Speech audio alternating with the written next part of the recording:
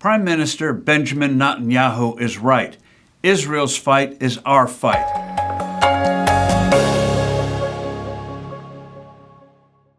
Hello, I'm Steve Forbes, and this is What's Ahead, where you get the insights you need to better navigate these turbulent times.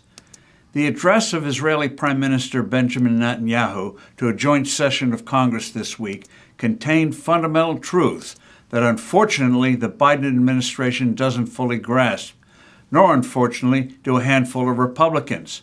He forcefully defended Western civilization and that America and Israel are inseparable allies in this sacred mission.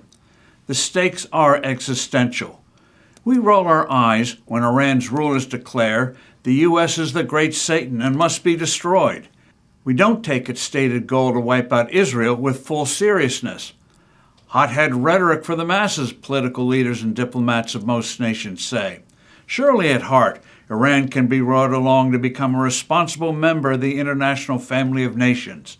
Incredibly, the Obama administration looked with active favor at Iran becoming the hegemon, the dominant power in the oil-rich Middle East. Biden has continued this bizarre appeasement.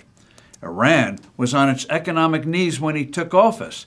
He informally removed sanctions, letting Iran sell tens of billions of dollars worth of oil to China and others.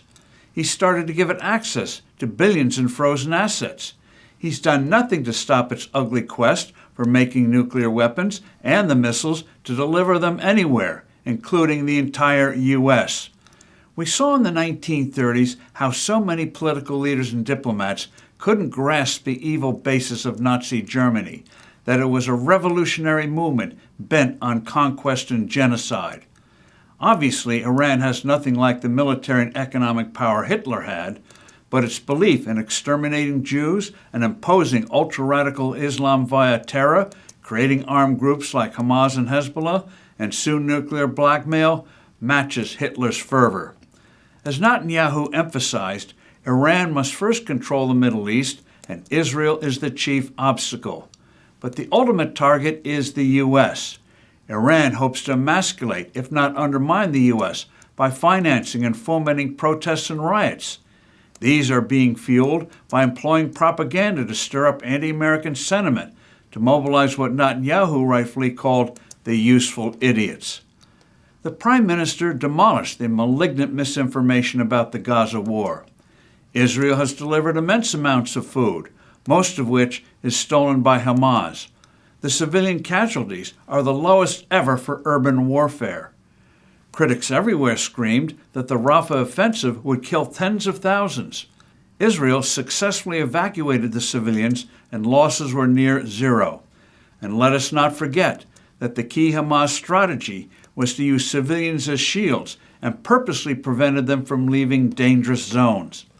In fact, Israel's operations have been so successful that it is Hamas that is desperately trying to get a ceasefire before their remaining forces are wiped out. Their strategy of fomenting international pressure to get Israel to back off failed miserably.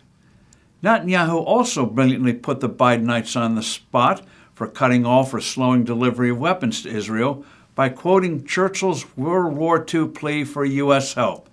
Give us the tools and we'll finish the job. Said Netanyahu, give us the tools faster and we'll finish the job faster. He forcefully and rightfully reminded his listeners that Israel's victory against Hamas is our victory and that victory is near. It was a brilliant, clarifying performance by Netanyahu. I'm Steve Forbes. This is What's Ahead. Thank you for listening. Do send in your comments and suggestions. I look forward to being with you soon again.